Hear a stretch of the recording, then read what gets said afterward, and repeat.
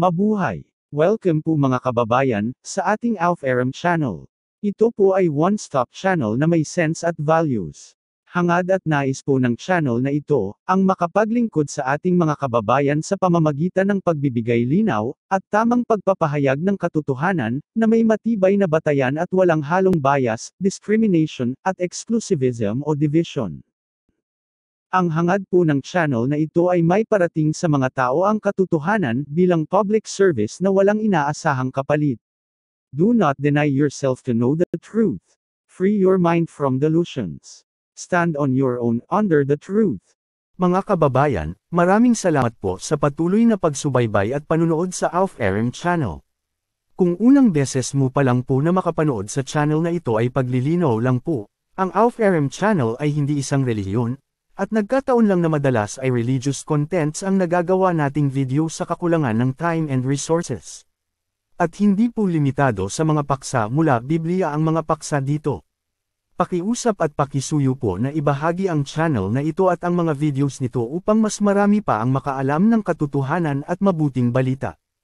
Narito ang isa na namang video bilang walang bayad at walang obligasyon na serbisyo publiko sa inyong lahat. Sana magustuhan po ninyo at maging kapaki-pakinabang sa inyo. Muli, ay maraming salamat po sa inyong mga kababayan. Mabuhay kayong lahat, maligayang panunood at pakikinig.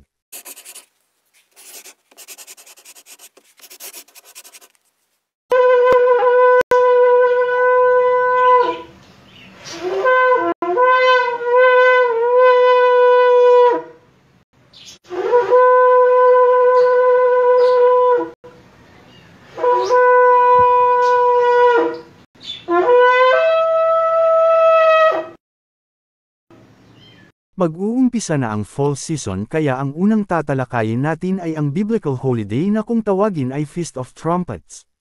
Ito ang unang kapistahan sa Biblia sa panahon ng fall season. Mababasa ito sa Leviticus chapter 23.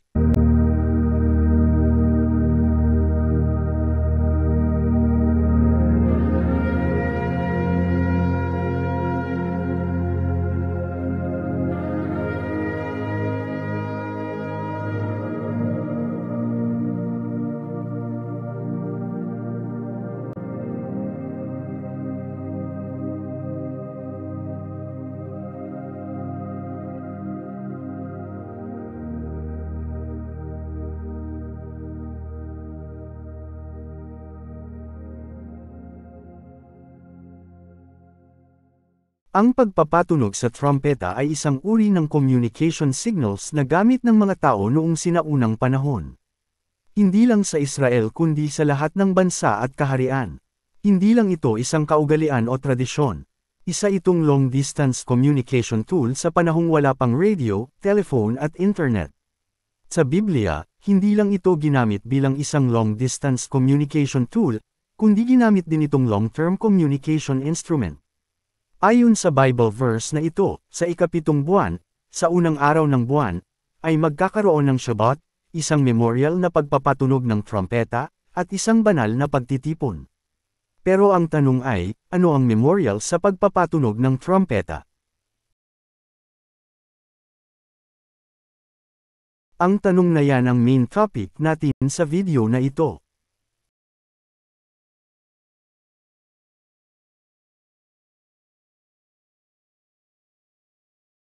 Pero bago natin sagutin yan ay mag-review muna tayo saglit tungkol sa mga takdang kapanahunan at kapistahan ayon sa Biblia.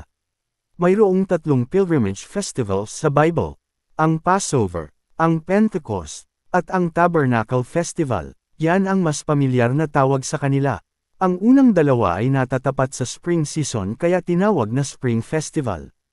At ang pangatlo ay natatapat sa fall season kaya tinawag na Fall Festival. Ang Fall Festival ay nag-uumpisa sa Feast of Trumpets, at ito nga ang paksa natin ngayon. Ito ang itinuturing sa Judaism na Rosh Hashanah, na ang literal meaning ay Head of the Year. Ito ay dahil ayon sa mga Jews, ang civil year nila ay nag-uumpisa sa panahon ng fall season. Ito ay natatapat sometime in September or October. Linawin lang po natin, baka malito kayo at isipin ninyo na ito ang first month sa Jewish calendar. Iba po ang kanilang civil calendar at religious calendar. Ang kanilang religious calendar ay nag-uumpisa sa spring season. Sa panahon ng Abib, balik tayo dito sa fall season. Para sa mga Christians naman ay ito ang umpisa ng panahon ng bear months nila. Parang countdown ito ng kanilang celebration ng Christmas sa December. Ang December ay panahon ng winter season. Alam niyo ba na maraming religious celebrations ang mga Christians sa December, na panahon ng winter, na dapat ayon sa Bible ay ginagawa sa September, na panahon ng fall season.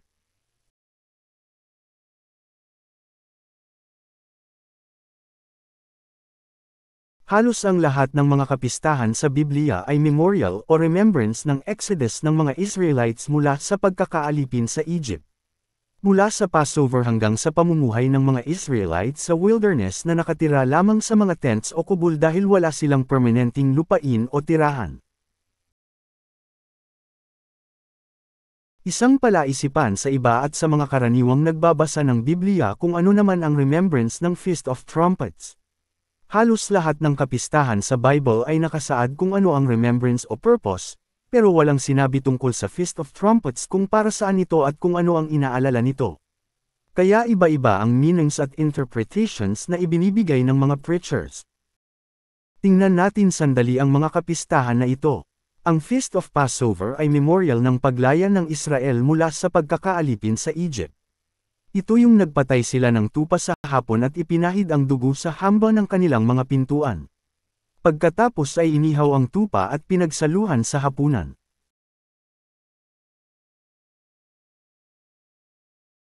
Ang Feast of Unleavened Bread ay remembrance ng Exodus na sa pagmamadali nila ay unleavened bread ang dalang tinapay sa paglikas.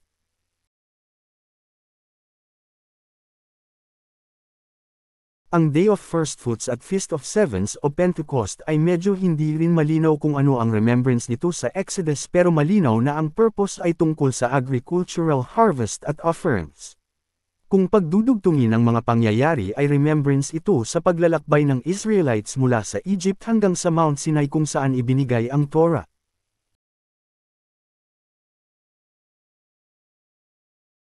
Ang Day of Atonement naman ay tungkol sa national repentance at atonement para sa bayan ng Elohim.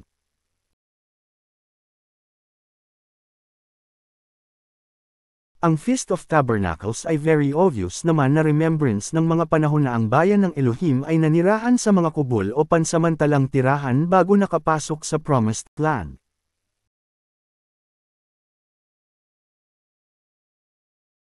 Pero pagdating sa Feast of Trumpets ay tila walang remembrance at purpose. Pero akala lang nila yan.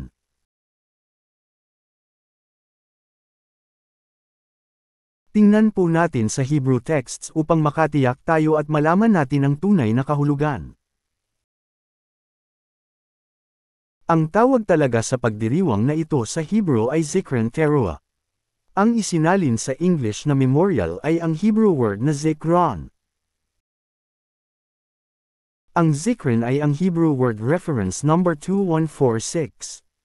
Ito ay nangangahulugan na memorial o record, gaya ng isang memorable na bagay, na panahon, o kasulatan. Ito ay nagmula sa Hebrew word reference number 2142.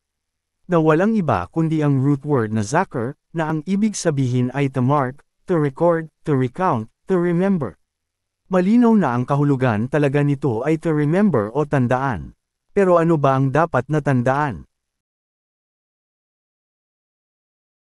Wala ba talaga kayo matandaan? Hindi ba ninyo talaga matandaan ang event sa Exodus na may mga trumpets? Well, basa-basa lang pag may time. Tulungan ko na po kayo para hindi kayo mahirapan. Mababasa po ito sa Exodus chapter 19. More especially, verse 16. Alam nyo ba kung anong event ito? Ito yung araw ng pagbibigay sa Torah.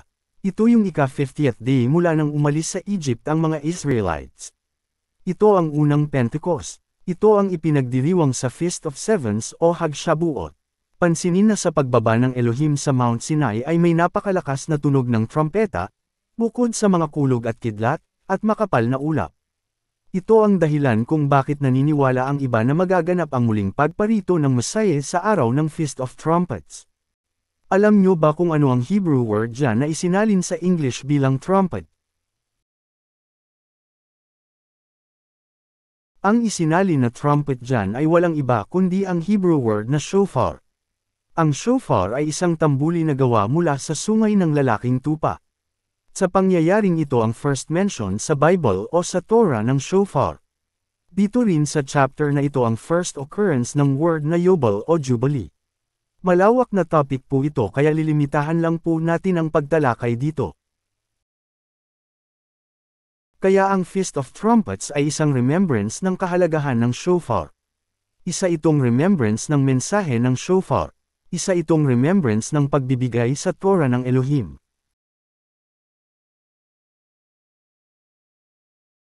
Pero teka, hindi ba Feast of Trumpets ang ating paksa? Bakit Pentecost o Feast of Sevens ang ating tinatalakay?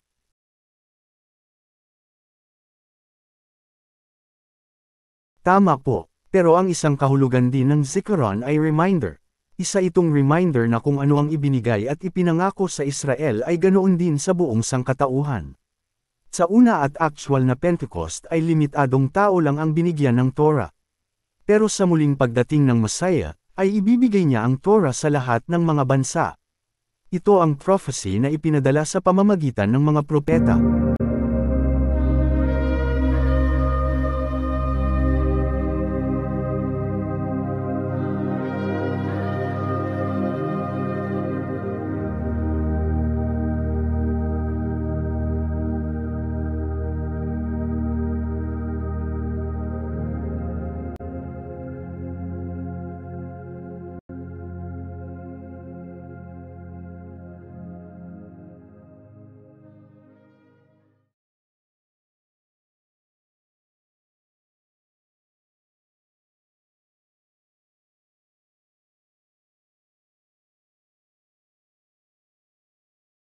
Yan ay isang halimbawa ng long-term message ng shofar.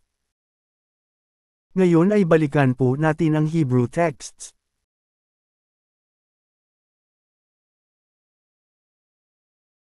Ngayon ay ang Hebrew word na teruah naman ang ating pag-usapan.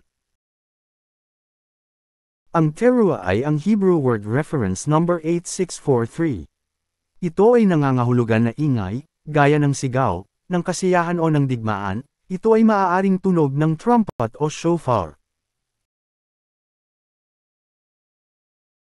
May pattern ang mga pangyayari at gamit ng shofar sa Bible. Ang isang halimbawa nito ang story of the fall of Jericho sa Bible. Mula sa unang araw ng bagong buwan, ay nagmarcha sa paligid ng Jericho ang mga Israelites habang nagpapatunog ng shofar, araw-araw sa loob ng 7 araw. Sa ika-7 araw ay bumagsak ang mga pader ng Jericho at nasakop ng Israel ang Jericho. Isa itong reminder o paalala ng dakilang plano ng Elohim. Ang mensahe ng shofar ay patutunugin sa loob ng 7,000 taon. At sa ika-7,000 taon o last millennium ay pababagsakin ng Elohim ang lahat ng mga kaharian o gobyerno sa mundo kung paano niyang pinabagsak at sinakop ang Jericho. Yan ang long distance at long-term message ng pagpapatunog ng shofar. Yan ang silbi ng shofar. Ang bigyan tayo ng warning bago pa dumating ang isang padating, kahit nasa malayo pa. Upang tayo ay maging handa at ayusin dapat ang ating sarili habang may panahon pa. May kumakalat na paniniwala at katuruan na ang Feast of Trumpets daw ay mas tama na tawagin na Day of Shouting dahil wala naman binanggit na trumpet o shofar sa Leviticus 23, verse 24. At katunayan daw ay may ilang halimbawa sa story of Jericho na ginamit ang Hebrew word na teruah na tungkol sa pagsigaw at walang kaugnayan sa shofar. Totoo po na hindi binanggit sa Torah sa Leviticus 23 ang shofar at wala namang trumpet o katumbas nito kung titingnan sa Hebrew texts. Totoo po na ang teruah ay maaring sigaw o anumang ingay. Pero hindi po limitado doon lang ang kahulugan nito. Kaya hindi po limitado lang sa Day of Shouting lang ang Yom Teruah. Totoo po na ang teruah ay ilang beses ginamit sa Biblia sa kahulugan na sigaw o shout. Ito ay pinagsamang ingay ng mga bansa o mga mananampalataya ng Elohim. Pwede po natin gawin yan at wala namang masama. Pero hindi po ito limitado doon. Hindi puro sigawan na lang ang ating gagawin. Balikan po natin ang isang verse sa Joshua. Dito po ay malinaw na ang teruah ay tungkol sa sama-samang pagsigaw ng mga Israelites. Kaya tama po ang pagsigaw na kahulugan ng teruah. Pero ang pangyayaring ito ay hindi lang limitado sa pagsigaw. Mababasa sa umpisa ng verse na ito na kasama ang shofar sa pangyayaring ito. Kung babalikan po natin ang definition ng teruah, ito ay nagmula sa root word na Hebrew word reference number 7321. Ito ang Hebrew word na ruah. Ang payak na kahulugan nito ay ingay o tunog. Ang ingay na ito ay maaaring magmula sa pagsigaw, sa alarma, o sa trompeta. Ito ay isang uri ng ingay na mula sa anumang paraan. Kaya hindi ito limitado sa pagsigaw lang. Ang totoo ay ginagamit din ito sa kahulugan ng Jubilee. Ang Jubilee ay halaw mula sa Hebrew word na yobel. Ang kahulugan ng yobel ay tunog na dulot ng shofar o trumpet. Ito ay iniuugnay sa shofar o silver trumpets dahil yun ang ginagamit sa Jubilee year. Ito ang signal. Pero ang root word nito na yobel ay hindi naman talaga nakatali sa shofar o trumpet. Ang payak na kahulugan ay to flow, to bring, to carry, to lead. Ito ay dahil ang kahulugan ay implied depende sa gamit. Kagaya din naman ng teruah na iniuugnay sa shofar. Kaya ganoon po talaga ang Hebrew language.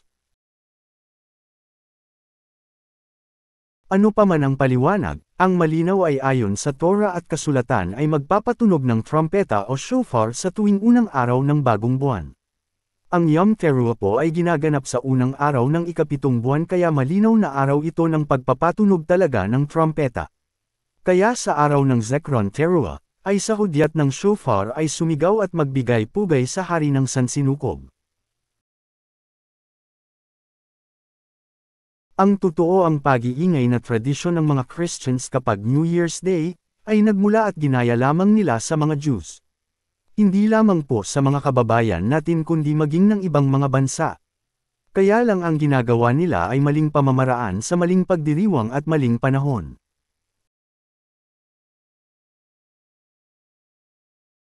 Ang tamang panahon para sa pagdiriwang na may ingay, sigaw, at tunog trompeta ay sa unang araw ng ikapitong buwan ayon sa kasulatan.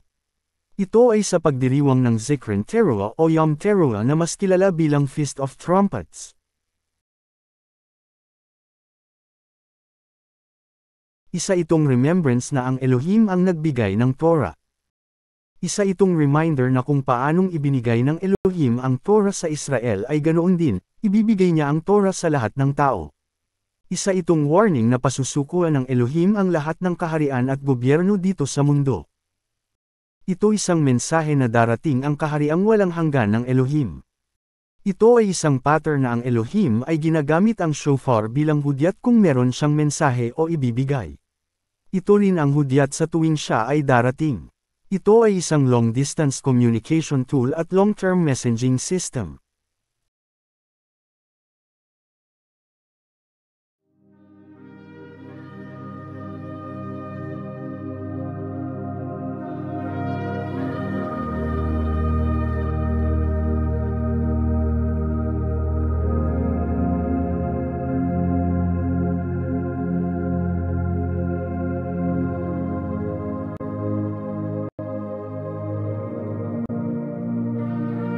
Paki-subscribe upang maging updated kayo lalo na sa mga darating pa na mga videos at announcements.